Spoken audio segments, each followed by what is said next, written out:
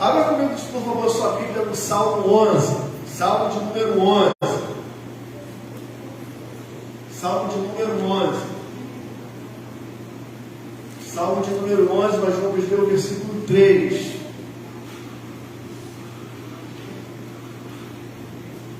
Salmo de número 11, versículo 3. Quantos acharam? Diga: achei. Poucas pessoas. Salmo de número 11, versículo 3. Quantos acharam? Diga: achei. Está melhorando. Não sei se é o eco, mas está melhorando. Amém? Diz assim: quando os fundamentos estão sendo destruídos, o que pode fazer o justo? E outra versão diz: ora, se os fundamentos forem destruídos, o que poderá fazer o justo? Nessa noite eu quero pregar, com a ajuda da igreja, prestando atenção, sobre os fundamentos de uma igreja madura. Amém? Fundamentos é aquilo que vai nos dar suporte para chegar em algum lugar. Se eu quero subir, eu preciso primeiro descer. Nenhuma árvore primeiro cresce para depois. Nenhuma árvore primeiro cresce para aparecer as folhas, se primeiro ela não cresce para baixo. Ela cria fundamentos, ela cria raiz. Destruir significa demolir, derrubar, destruir, derrotar, quebrar, atravessar, arruinar, arrancar, empurrar, lançar ao chão, atirar para baixo, estragar e destruir. Tudo isso está embutido em destruídos, que veio da mesma origem do hebraico. Ou seja, o Davi está dizendo, o salmista está dizendo: olha, se os fundamentos forem removidos ou destruídos, não vai sobrar mais nada para nós. Não vai sobrar para nós orientação para os filhos, orientação para os netos, orientação para a sociedade. Por quê? Porque os fundamentos foram removidos. Então, irmãos, toda a igreja precisa ter fundamento. E os fundamentos são importantes para a manifestação do governo de Deus. Se não tiver fundamento, não haverá manifestação do governo de Deus. Por quê? Porque Deus se manifestará mediante os seus fundamentos, a qual Ele mesmo já estabeleceu. Primeiro, qual foi o primeiro fundamento? Entre muitos aqui eu só separei 4. Primeiro, palavra do Senhor. A palavra do Senhor é um dos fundamentos que a igreja não pode fugir. O salmista diz assim, Salmo 1, versículo 2: antes tem o seu prazer na lei do Senhor, e na sua lei medita de dia e de noite. O salmista não está falando em ler, o salmista está falando em meditar. Por quê? Porque muitos de nós só lemos a palavra. Muitos de nós só lemos a palavra como se a gente estivesse lendo um livro, estivesse lendo um gibi. E o salmista vai dizer: olha, na tua palavra eu medito de dia e de noite. Eu aprendi, alguns anos atrás, que eu deveria ler Bíblia todo dia. E aí, por um tempo, eu pegava a Bíblia e eu abria assim, eu lia 1, 2, 3, 4, 5, 6, 7 capítulos. Caramba, hoje eu li 7 capítulos. Aí tu me perguntava de tarde o que eu li. Eu falava: cara, não lembro não, mas está em Mateus 1, 2 e 3. Quando eu passei a meditar no texto, ainda que fosse um capítulo por dia, ou eu analisava um conjunto de textos, de versículos, eu conseguia meditar muitas coisas. E eu passei além de não só meditar, eu passei a gravar. Por quê? Porque a meditação vai levar você a gravar os textos. Por quê? Porque você não grava porque você vai fazer uma prova, você grava porque aquele texto trouxe uma meditação tão profunda em você que vai te marcar. João 3,16 é um texto que me marca. Apocalipse 3,20 é um texto que me marca. Daniel 1,8 é um texto que me marca. Por quê? Porque eu refleti, meditei várias vezes neles. Então, a Bíblia, ela não foi feita para a gente ler, a Bíblia foi feita para a gente meditar. Por isso que ele fala, o salmista: olha, na tua lei, eu tenho prazer na sua lei, a lei do Senhor, e na sua lei medito de dia e de noite. Uma igreja madura, irmão, não somente ouve, mas ela também pratica a palavra. Jesus vai dizer em Mateus capítulo 7, verso 24 a 27, diz assim: todo aquele, pois, que escuta essas minhas palavras e as praticas, assemelhá-lo-ei ao homem prudente, que edificou a sua casa sobre a rocha. Quer dizer, Jesus está falando que aquele que ouve a palavra e as pratica, Jesus está dizendo que ele é um homem prudente. Por que ele é prudente? Porque na hora de construir a sua casa, ele construiu a sua casa na rocha. E por que ele fala da rocha? Ele fala assim, e desceu a chuva, correram os rios, assopraram-se os ventos, combateram contra aquela casa e não caiu, porque estava edificada sobre a rocha. Pessoas que só leem a Bíblia têm facilidade de, quando vem a tempestade, vir o vento, se desviarem, se afastarem, criarem motivos para se afastar. Mas a pessoa que medita, ela edifica sua casa na rocha. Vem o vento, vem a tempestade, vem a assolação e ela continua de pé.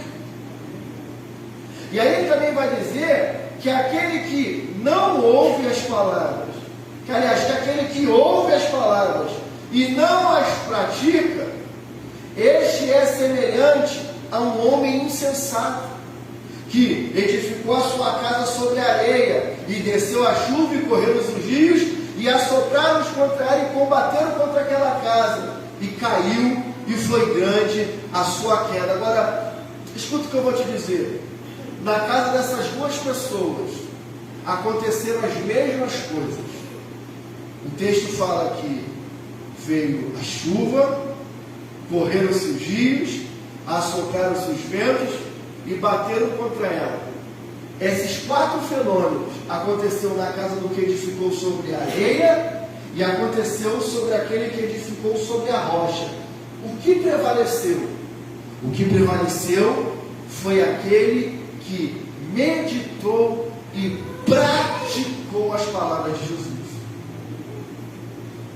Olha o que Tiago diz sobre aquele que ouve e não pratica. Tiago 1,22 diz assim: sejam praticantes da palavra e não somente ouvintes. Coloca aí. Sejam praticantes da palavra e não apenas enganando vocês. Tem gente, irmão, que está enganada na igreja. Tem gente que está na igreja e está enganada. Por quê? Porque ouve, não pratica e ainda se engana a si mesmo. Você já conversou com aquele camarada que, quando você vai falar com ele está errado, mas ele tem uma resposta certa para tudo que você vai indagar? Você vai falar com o camarada, não, é desse jeito. Não, a Bíblia fala que tem um camarada na Vila Operária, não estou lembrando o nome dele aqui agora, mas ele é desviado. Todas as igrejas da redondeza conhecem ele. E ele foi um grande evangelista, pregou muito. O pessoal fala que quando ele pregava, havia uma movimentação na igreja, Deus visitava, mas ele se desviou. E todas as pessoas que vão pregar para ele, quando vão falar com ele, ele fala assim: cara, já conhece esse texto fala disso, tem isso. Quer dizer, um ouvinte e não um praticante. Porque se ele fosse realmente um praticante e conhecesse a palavra em termos de meditação, ele não estaria vivendo essa vida que ele está vivendo hoje. Então, irmãos, tem muitos de nós que estamos enganados porque só vamos para a igreja para ouvir. E muitas das vezes a gente só quer ouvir aquilo que é bom. Uma vez uma pessoa aqui da igreja e falou assim para ela: você ainda está naquela igreja? A pessoa falou: estou naquela igreja ainda, mas com aquele pastor pregando daquele jeito, Aí a pessoa falou assim: meu pastor, não é dessa maneira que você está falando, não. Se você quiser provar, vai lá e vê como é que é a igreja, vê como ele prega. Quer dizer, A pessoa ficou sabendo por terceiros que o pastor tem uma mensagem um pouco mais dura. E nós não estamos acostumados com mensagem dura. Estamos acostumados com mensagens que balançam a nossa estrutura, coloca a mão dentro de nós e nos afaga. Quando na verdade a palavra de Deus ela serve muitas das vezes como chicote, como espada. Jesus falou assim: eu não vim trazer paz ao mundo, eu vim trazer espada. Está escrito isso. Jesus está achando que eu vim trazer o quê? Paz ao mundo? Não, eu vim trazer espada. Eu vim dividir pai e mãe. Eu vim dividir mulher e marido. Por quê? Por causa da palavra. A palavra é espada. Por causa da palavra, famílias serão divididas. Por quê? Porque uns aceitarão e outros não aceitarão. Então Jesus vem trazer espada, irmão. Jesus vem trazer salvação. Que a palavra também é salvação agora. Por que ele vai fazer divisão? Porque vai fazer a divisão de ovelha e de bode. Vai fazer a divisão de ovelha e de bode. Nos últimos dias a gente tem vivido uma onda de igrejas com bode. E Jesus não apacenta bode, Jesus é apacentador de ovelha. Aprisca é lugar de ovelha, não é lugar de bode. Então ele está falando: olha, sejam praticantes, não somente ouvintes da palavra, enganando a vocês mesmos. 23. Aquele que ouve a palavra, mas não põe em prática, é semelhante a um homem que, olhando sua face no espelho, 24, e depois de olhar para si mesmo, sai logo e esquece a sua aparência. Irmão, quantos de nós, quantas pessoas nós não conhecemos que é assim? Qual foi o texto que o pastor pregou hoje quando terminar o culto? Ninguém vai saber. Não, eu sei que ele falou sobre praticar. Eu não estou falando algo que aconteça aqui, eu estou falando que é algo que aconteça no geral, irmão. E ele fala: ó, o que não pratica é semelhante àquele que vai lá olhar sua face no espelho, e alguns segundos depois ele volta e já esqueceu como ele estava. Então o primeiro fundamento da igreja é a palavra do Senhor. A palavra ela não deve ser removida. Pode cair o fogo que for, pode ter vigília, pode ter 3 horas de louvor, mas precisa se dar o tempo para a palavra.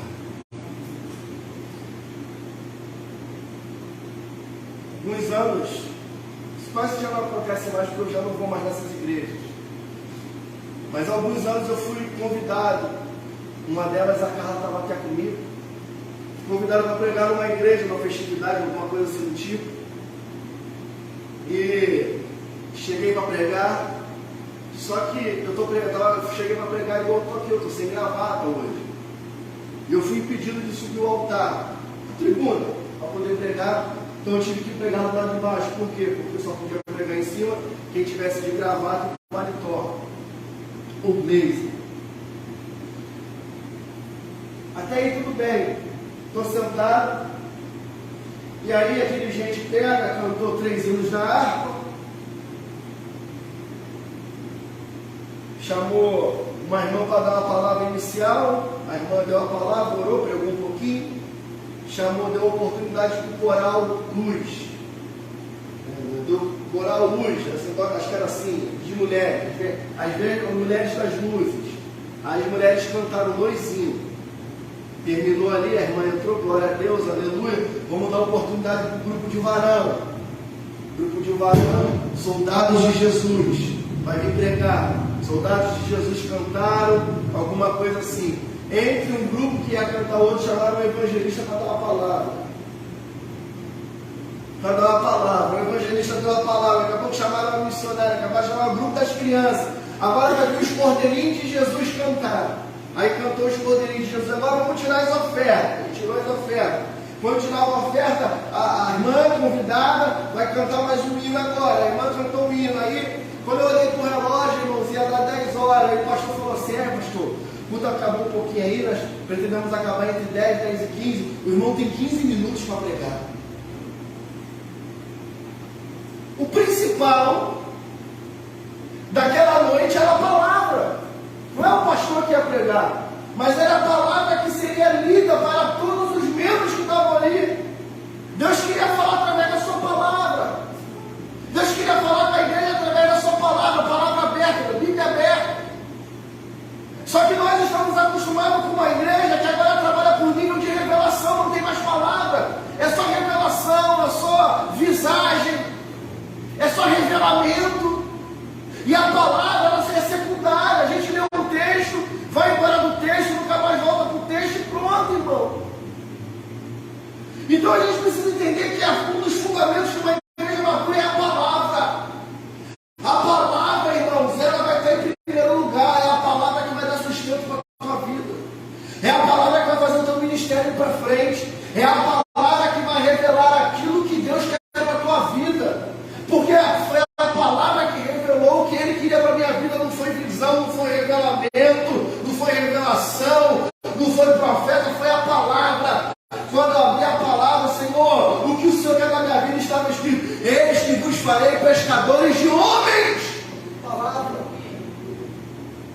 Então, irmãos, uma igreja madura, ela tem a palavra como fundamento. Segundo, uma igreja madura, ela tem a oração como fundamento. Um deles, tá? Um dos fundamentos, tem vários. Uma igreja madura tem seus fundamentos através da oração. E a oração tem relação com decisão. Por que a oração tem a ver com decisão? Porque você não ora porque o pastor pediu, mas você ora porque decidiu ter uma vida de intimidade com Deus. Você não vem na segunda-feira aqui orar porque o pastor pediu. Você vem porque existe um grupo de oração aqui que está buscando a face de Deus. Então, irmãos, oração tem a ver com decisão. E toda vez que eu ouço falar de decisão, eu lembro de Daniel 1:8.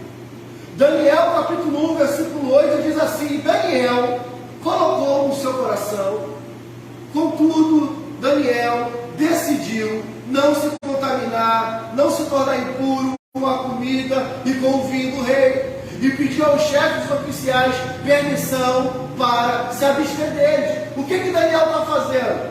E deixa eu te dar um dado importante aqui. Daniel tinha entre 15, 16 e 17 anos, quando ele foi levado cativo à Babilônia. Daniel era um jovem de boa família, era um jovem de boa aparência, era um jovem bem educado, e segundo a história, Daniel estava sendo treinado para ser sacerdote. Ou seja, Daniel já sabia muito bem o que ele queria com de 15 a 16 anos. Tem gente com 30 anos na vida que ainda não sabe o que vai ser na vida. Por quê? Porque ainda não decidiu, não tomou o poder da decisão. Daniel chega na Babilônia, provavelmente com fome, provavelmente com sede, e como ele foi selecionado como um dos jovens de elite, colocam ele numa sala especial, e nessa sala especial tem todo tipo de comida que a Babilônia servia. Imagine você com fome, imagine você com sede, sendo colocado numa sala com comidas especiais, um lugar especial para pessoas especiais. Foi onde colocaram Daniel. Daniel estava dentro. E agora, a sua fome, aleluia, a sua necessidade vai dizer o que ele vai fazer. Olha o que aconteceu com o irmão de Jacó, Esaú. A Bíblia fala porque Esaú estava com fome, porque Esaú estava com uma necessidade. Ele vendeu o propósito dele. A Bíblia fala que Esaú chegou cansado da caçada, chegou cansado das suas atividades, e Jacó estava com um guisado vermelho pronto. E ele pediu, falou assim: irmão, me dá um pouco desse guisado. Aí Jacó falou: eu só te dou se você me dá sua primogenitura. Para que serve isso? Eu estou com fome, me dá aqui. Quer dizer, ele trocou algo eterno por algo momentâneo. Ele trocou algo que seria o propósito do Pai na vida dele por algo passageiro, que tempo depois ele ia evacuar e jogar aquilo fora. Eu vejo muita gente, irmão, desperdiçando dinheiro com comida comida que daqui a 2 dias vai embora do teu estômago e deixando de ter um futuro de excelência. Eu vejo pessoas que podem estar fazendo uma faculdade. Irmãos, hoje você faz faculdade por R$150. Hoje você faz um curso técnico com R$200. E as pessoas abrem mão de um futuro íntimo porque de um lanche na praça, por causa de um rolê com os amigos. Quer dizer, Esaú trocou o propósito da vida dele por causa de algo momentâneo. Oh meu Deus, eu lembro de Jacó, eu lembro de José, que poderia dominar a casa de Potifar, ter um relacionamento com a mulher de Potifar, e a mulher de Potifar devia ser linda, irmão. A mulher de Potifar devia ser uma beldade, e veio toda serelepe para ele, veio toda cheia de girapomba para ele, e falou: vem José, caia comigo agora, vem José, vem se deitar na cama, a gente viver de amor e prazer. José falou: o quê? Meu senhor me constituiu como senhor na casa dele, mas não me deu permissão para isso, eu vou meter o pé. José perdeu a capa, mas não perdeu o propósito. Agora Daniel está dentro da Babilônia, está com fome, está com sede, está com as suas, de repente, com as suas reservas emocionais baixas, aleluia.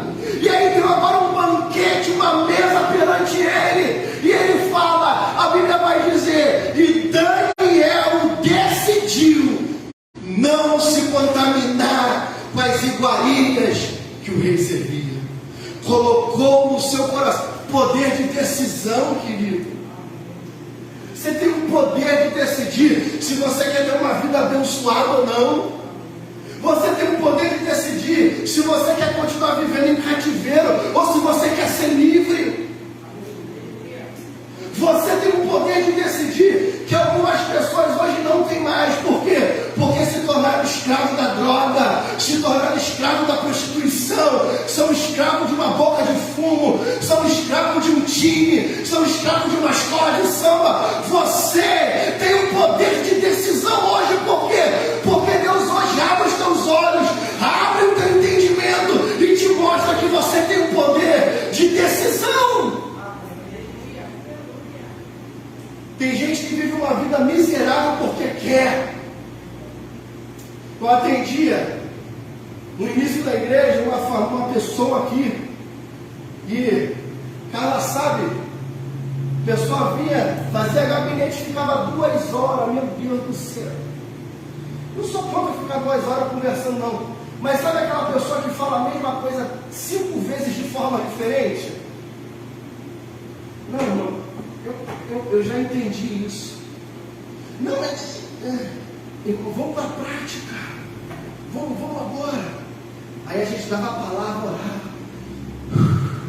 Estou me sentindo aliviado. 2 semanas depois estava com a mesma coisa.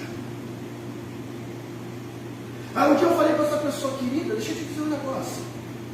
Você tem o poder de decisão de continuar com essas bolas de ferro nas costas, ou entregar na mão de Jesus e avançar. Esses dias, foi diaconisa, nós estávamos fazendo um gabinete, a pessoa falou assim: pastor, eu tenho ansiedade. Aí deu o texto para ela de 1 Pedro 5,7, lançando sobre ele toda a vossa ansiedade, porque ele tem cuidado de vós. Mas ali a chave do texto é o seguinte: você tem ansiedade? Se você não deixar na mão dele, ele não vai cuidar.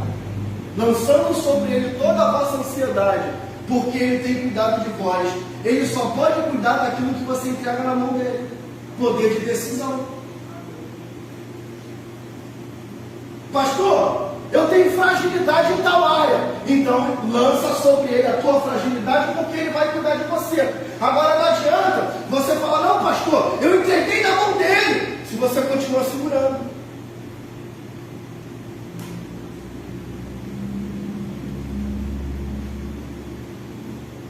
Hoje, eu e minha esposa caminhamos junto aqui na igreja.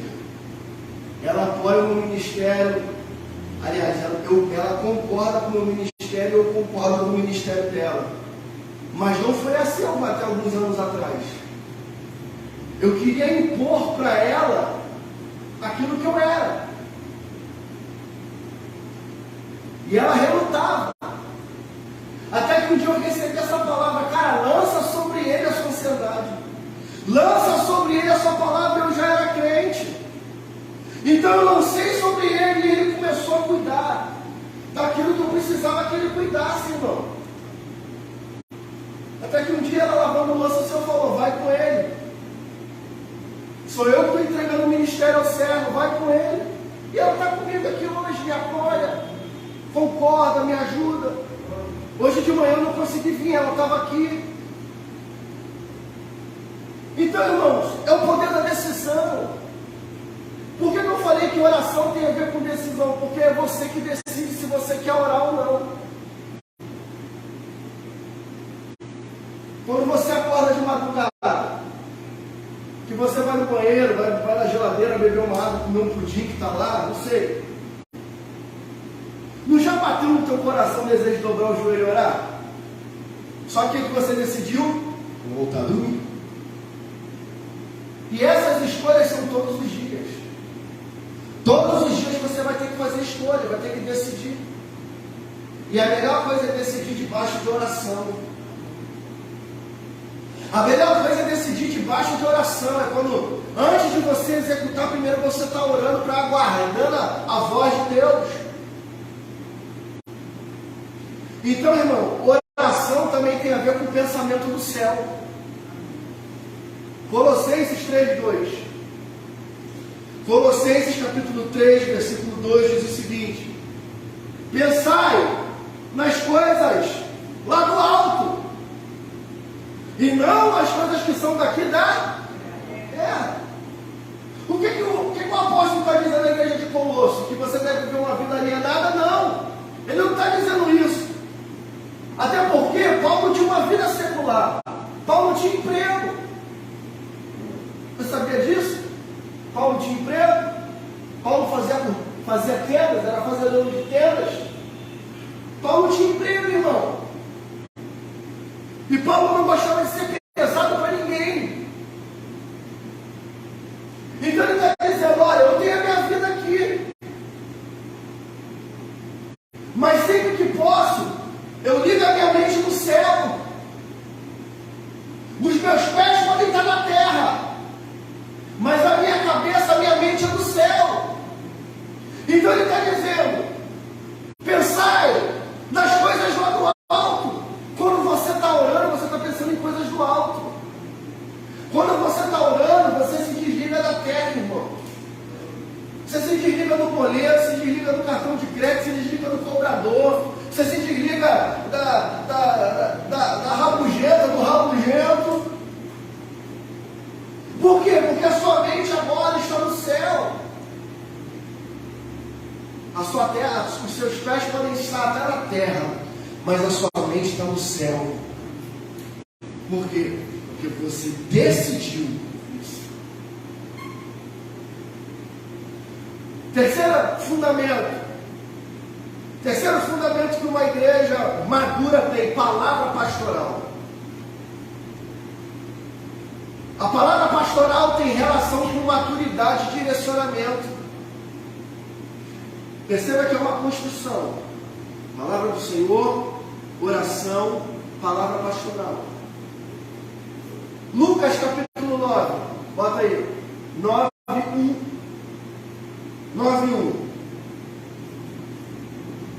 E convocando seus discípulos, os 12, deu-lhes autoridade e poder. Deu autoridade e poder. Grava isso. Sobre todos os demônios, para fazer o quê?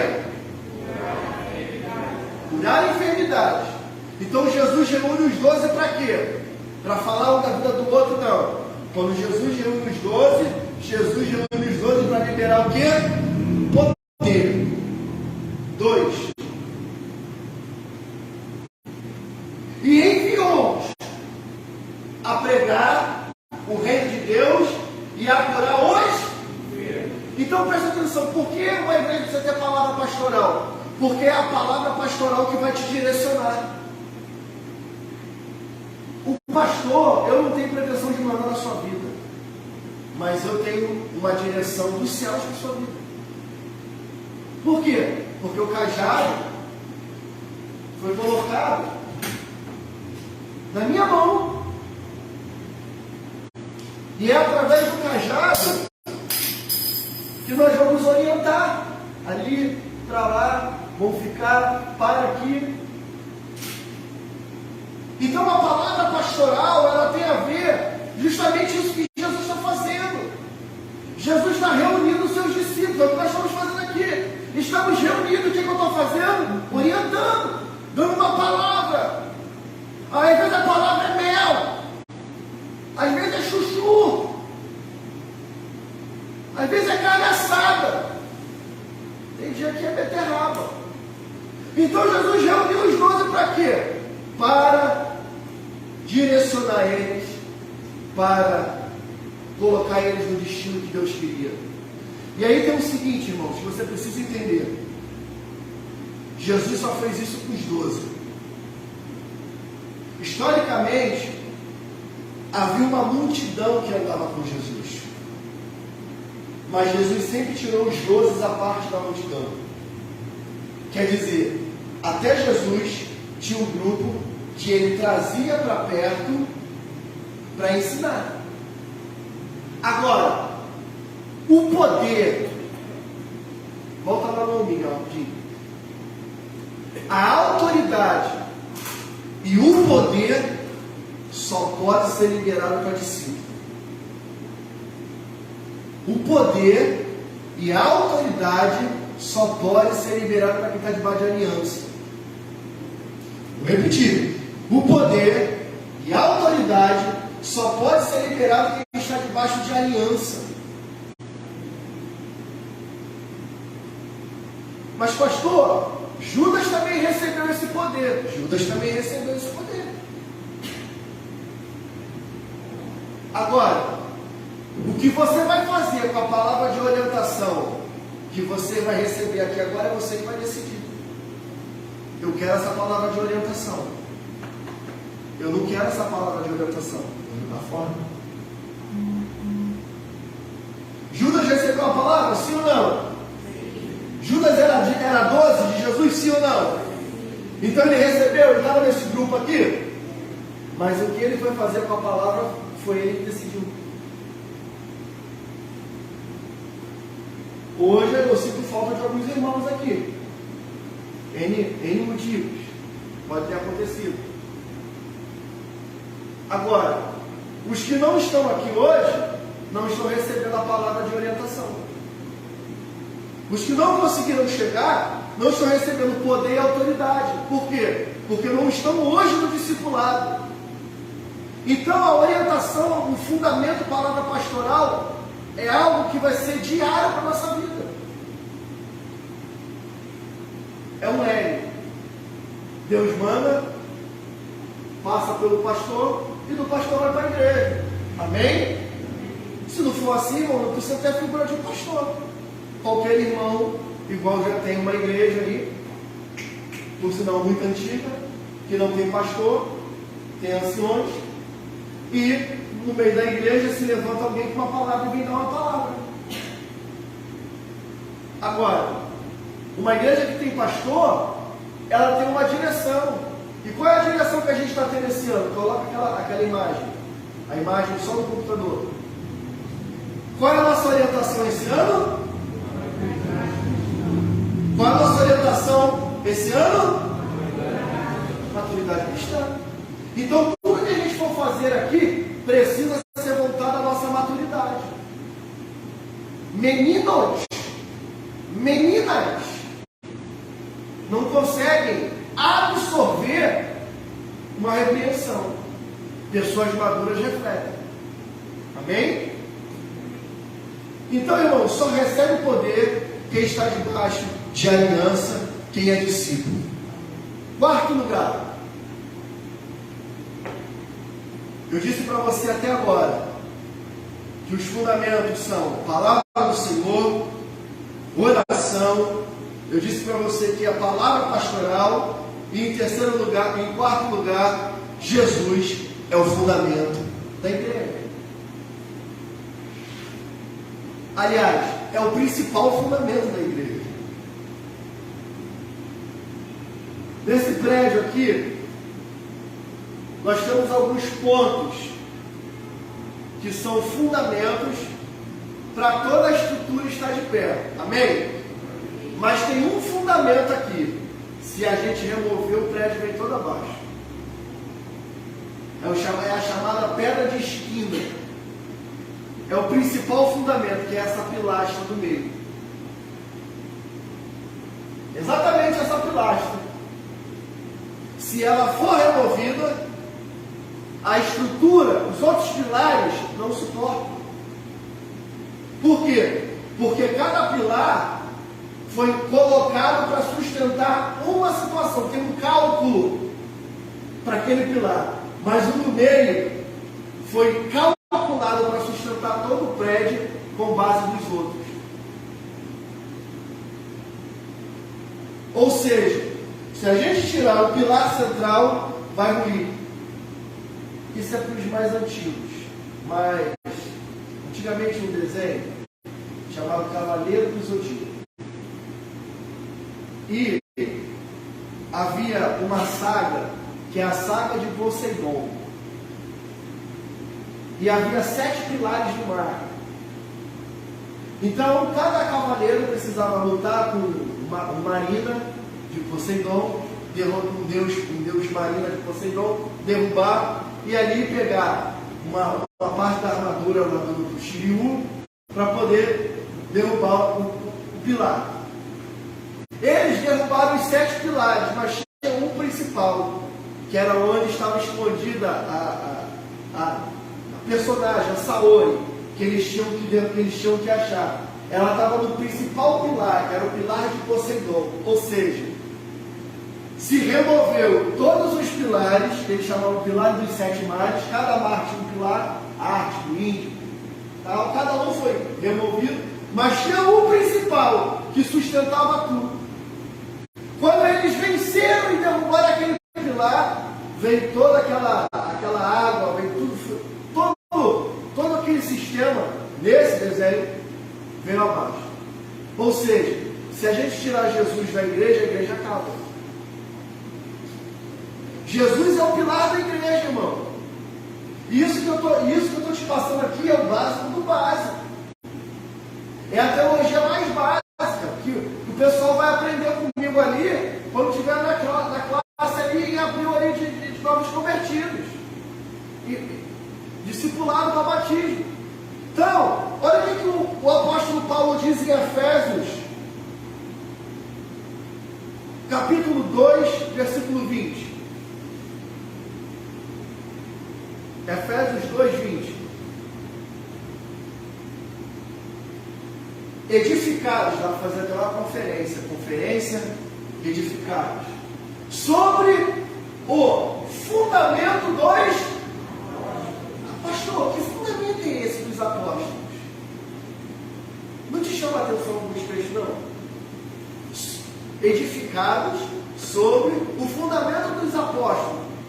Que fundamentos são esses? Lembra quando Jesus chama os discípulos? E ele libera poder? Fundamento. Toda vez que Jesus se reunia com os discípulos, ele liberava uma palavra de poder. Ele liberava o ensinamento. Então, quando os apóstolos foram para o campo levar a missão, eles foram levar os fundamentos que eles receberam. Amém? Daqui a alguns anos, irmãos, nós pretendemos, com a graça de Deus, enviar algumas pessoas. E quando você for enviado para uma missão que Deus te direcionar, você vai com um fundamento. Você vai chegar no lugar e você já vai chegar estabelecendo bases. Por quê? Porque você tem fundamento. E ele está dizendo, ó, o fundamento dos apóstolos e dos profetas. De que Jesus Cristo é a pedra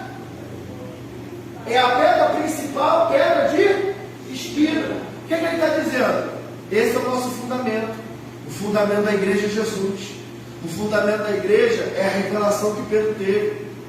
Lembra que Jesus chega, mais uma vez, Jesus reúne os discípulos e ele fala assim: Igor, quem diz os homens que eu sou? Aí o Igor falou assim: pastor, uns estão dizendo aí, ó, sou o profeta. E você, Rodinei? Não, outros estão dizendo que o senhor é Elias aí. Tá, mas e vocês que andam comigo? Quem vocês dizem que eu sou? Aí levantou lá no final, lá no fundo da sala, lá o Pedrinho. Pastor, professor, tu és o Cristo. Tu és o Filho do Deus Altíssimo. Aí Jesus fala assim: boa, Pedro. E por que tu és Pedro? Pedro vem do grego Petros, pedra. E porque tu és Pedro, edificarei a minha igreja. Olha o que Jesus está dizendo, irmão. Lembra que eu disse para você que ele, quando chama os discípulos, ele compara, ele fala, o homem sensato é comparado àquele que ouve e pratica e coloca a sua vida na rocha, edifica a sua vida na rocha. Agora Jesus está pegando o Pedro, está falando: olha, Pedro, porque tu és Pedro, sobre esta rocha. Se você pegar o texto lá e for olhar no texto grego, está escrito Petros e Petras, que é rocha. Quer dizer, sobre um fragmento de pedra, que é Petros, Pedro, eu vou edificar a minha igreja, que é a rocha. Quer dizer, até a igreja de Jesus é edificada sobre a rocha. Até a igreja de Jesus tem fundamento. Ele fala: e sobre este fundamento constituirei a minha igreja, e as portas do inferno não prevalecerão contra ela. Podem querer remover fundamento, podem querer dizer que a igreja é arcaica, podem falar que o pastor é homofóbico, podem dizer que a Bíblia é um livro arcaico, mas o fundamento já está instaurado. Jesus já está posto o fundamento. Não tem como tirar. Estão até tentando tirar Jesus da igreja. Estão querendo atualizar a Bíblia, estão querendo fazer uma nova releitura do cristianismo. Outro dia eu estava vendo um rapaz aí, não vou falar o nome dele não, já foi muito famoso, ganhou a vida, fez a vida vir em igreja como a nossa, tocando, vendendo CD e DVD, e agora está famosinho, está com dinheiro, botou bastante dinheiro na poupança. Agora está desfazendo daquilo que ele, da onde ele ganhou o pão dele. Já casou umas 5 vezes. Se o cara casou 5 vezes, já vê que o cara não é normal. Casou 5 vezes já não é normal, não. Quer dizer que o problema não é as mulheres, deve ser ele, no mínimo. Aí ele estava dizendo agora numa entrevista recente, 1º de janeiro, a entrevistadora veio falar com ele, ele falou assim: Mateus, isso que é importante, é o amor. O amor está vencendo o ódio, porque Jesus é amor. Agora, as muitas interpretações do cristianismo, não existe cristianismo. Existe um cristianismo. Não existe muitas interpretações de Cristo. Existe uma interpretação de Cristo. E qual é a interpretação de Cristo? Que Ele é o Filho do Deus vivo. Agora, até Jesus estão querendo fazer uma releitura. Já estão fazendo uma releitura que Cristo era negro. Já estão fazendo uma releitura que Cristo era gay. Já estão fazendo uma releitura que Cristo era bi.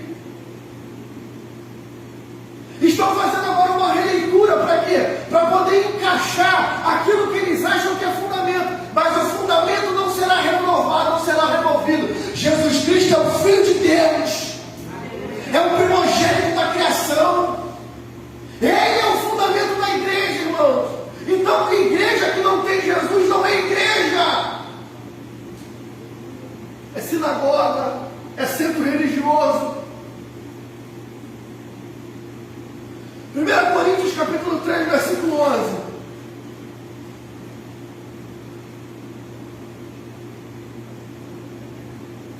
Porque ninguém pode pôr outro além do que já está posto. Qual é? Jesus Cristo. Não adianta, irmão. Pode vir pastor mais famoso do mundo, pode vir pastor mais famoso do Brasil, ninguém pode tirar a pedra, ninguém pode tirar o fundamento. Jesus é o fundamento da igreja. Porque ninguém pode pôr outro. Porque existe o Jesus histórico e o Jesus da igreja. Não faz parte da história, não faz parte da religião. É o Filho de Deus. Ou você crê ou você não crê. Alguns anos nós saímos para pregar na Vila Operária. Nós tínhamos uma ação chamada Beira-Mar para Jesus. E aí a igreja, não sei se a Carla vai lembrar disso, a igreja se reuniu, a gente fez faixa, saiu andando, o pessoal tocando. E nós paramos ali antes de chegar no antigo Carandiru, que é condomínio Nova Esperança, agora se chama, né? Não é mais Carandiru. Se você de repente chamar condomínio Carandiru, você pode ser preso. É condomínio Nova Esperança. Então, antes da gente chegar no condomínio Nova Esperança, nós passamos ali, para quem vai para aquele posto que a Ana Paula trabalhava. Antes de chegar ao posto, tem umas lojas que estavam fechadas, que é aquela moça que você trabalhou com loja, para fazer de negócio lá. Nós paramos ali, que tinha uma esquina. E quando paramos ali, foi a minha oportunidade de levar uma palavra, porque foi programada a cada não sei quantos metros parar no lugar, um pastor, um diácono, um evangelista dar uma palavra. E eu parei naquele dia ali, e eu li um texto que está escrito em Romanos. Porque todo joelho se dobra, aliás, eu disse assim, o texto que eu li foi: porque todo aquele que invocar o nome do Senhor será salvo. Eu comecei a falar um pouquinho, e eu disse assim, algumas pessoas passavam, irmão, e olhavam para nós assim, com desdém, tipo assim, o que esse povo ignorante está fazendo aqui? Porque as pessoas acham que crente é ignorante, irmão. As pessoas acham que crente não tem educação. As pessoas acham que o cristão, ele também não tem cultura. E aí, irmão, eu estou vendo aquele povo passando para um lado, para o outro, fazendo caras e caretas. Eu falei assim, escuta aqui! Você não pode crer, não pode acreditar, mas acreditando você ou não, Jesus vai voltar. Tendo você fé ou não, Ele vai voltar. Porque não depende de você acreditar, depende da agenda de Deus. Jesus, irmão, vai voltar. Crê nesse povo ou não? Agora, o meu papel é pregar para eles e dizer: ainda há tempo. Ainda há tempo, porque as portas das bodas do Cordeiro ainda não fechou. Então, irmãos, ninguém pode pôr outro fundamento na igreja. O fundamento da igreja é Jesus. Se tira o fundamento da igreja, deixa de ser igreja cristã. Agora, a gente não pode aceitar esses camaradas que ganharam a vida pedindo oferta aqui, querer zombar da nossa fé. Eles têm que ser calados, e calado mediante a palavra, porque a pregação deles agora é o amor. Jesus é amor. Aí você vai para o inferno porque Jesus é amor, mas também pode ir para o céu porque Jesus é amor. Sabe que não importa, irmão, de quem passa, me olha. Eu estou falando de Jesus, de uma realidade que eu me encontrei e mudou a minha vida. Não, você está muito radical. Jesus não era assim, Jesus não era assim. Ele chegou no templo, viu as pessoas vendendo as coisas lá, virou a mesa, meu irmão. Não, porque quando ele estava, o argumento deles, eles só fazem isso quando estava no meio dos judeus, mas quando ia para o meio de pecadores, eles falaram assim: vocês se arrependem, vocês vão morrer. Não tem outra pregação, irmão. Pode vir outro movimento daqui a pouco, um novo tipo de mensagem, mas nada pode remover a principal pregação da igreja é Jesus. o fundamento. Então, pastor, quais são os fundamentos de uma igreja madura? Palavra do Senhor, oração, palavra pastoral, e o principal que é Jesus. Eu não estou falando de santidade, não falei de santidade aqui, não falei de contribuição, não falei de serviço cristão, não falei de comodidade cristã. Então tem muitos outros fundamentos que a gente não falou aqui agora, mas o principal que eu gostaria que vocês gravassem essa noite é que uma igreja madura, ela não pode faltar Jesus. Agora, como eu disse para vocês, eu vou encerrar aqui agora, é uma construção. Se você está ouvindo a palavra do Senhor, você está orando, está debaixo de aliança com o teu pastor, e tem Jesus como Senhor, cara, não tem como as coisas dar errado para você. Não tem como. Uma coisa é a gente viver um tempo turbulento. Todos nós vamos viver. É uma roda gigante. Agora tu está embaixo, daqui a pouco tu está em cima. Por quê? Porque isso é mistério de Deus. Aleluia. Ezequiel fala que Ezequiel vai dizer que ele tem uma visão. Qual é a visão? Que a roda grande está entrando na pequena. Qual é a visão que ele está tendo? Que está tendo coisa nova. Então, irmãos, a roda, ela vai girar. Hoje você está aqui, Ana Paula. Hoje você está aqui. Mas como toda roda, ela faz isso. Então, se você está aqui, você precisa se preparar. Porque o dia mal vem, então não você pronto ou não. Diga amém. Diga amém, meu irmão. Deus abençoe a sua vida. Vamos aplaudir ao Senhor. Glória a Deus.